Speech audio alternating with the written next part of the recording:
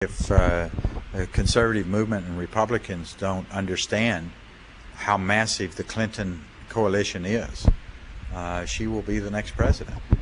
If we don't use everything available to us and motivate our base and people that believe in us, Hillary Clinton will be the next president.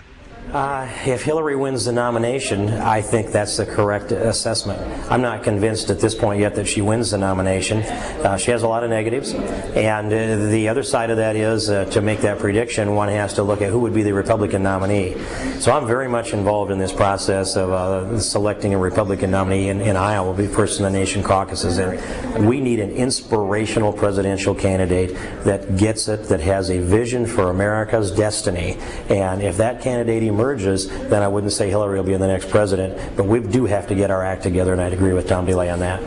At this point, short and inspirational Republican nominee, then I would agree that it's going to be very difficult to beat Hillary if she wins the nomination. Oh, she's definitely the front runner, and whether it's Hillary or any other of their field, there's no question that we as Republicans and as conservatives need to solidify and excite our base and extend to the middle. And I would argue that in the last election we neither solidified our base nor extended to the middle.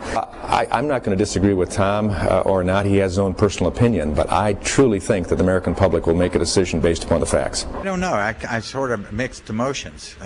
Hillary Clinton as president may be the best thing that ever happened to the conservative movement and the Republican Party. I mean, Bill Clinton as president was the best thing that ever happened to the Republican Party. It was because he was president that we gained the majority. I don't think we need to sacrifice our country for Hillary Clinton. I think we do not want her there. She stands in opposition to almost everything that this country needs or has stood for in the past. And so I don't think it would be a good thing. And so if that's a disagreement, that's a disagreement. But I don't necessarily think that's going to be the case. Well, I hope conservatives don't need President Hillary Clinton to destroy much of what's good about this country for 4 years to get our legs back and to be successful. But I do think Tom DeLay is right. If Americans actually have to witness and live through a Hillary Clinton presidency, it will remind us why we are fundamentally traditional conservatives in America. We believe in hard work, strong families. We believe in traditional values, but hopefully it will not take a Hillary Clinton presidency to remind Americans what's great about America. That would be a jolting wake-up call for the conservative movement. I could accept a whole series of less jolting wake-up calls for the conservative movement to get us energized to go forth and do the job that we need to do. I hope there are some other antidotes to some sense of apathy that's out there rather than having a Hillary for president. Either party is always more unified in the minority than in the majority because you have a common enemy.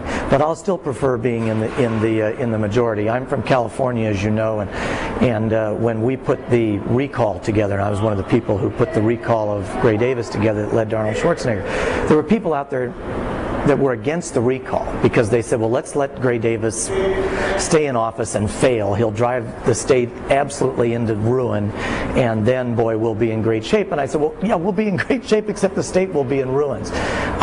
People did not elect me to watch the country fall apart so that Republicans can unify and look good. They elected me to try and help the country not fall apart, help the country grow, etc.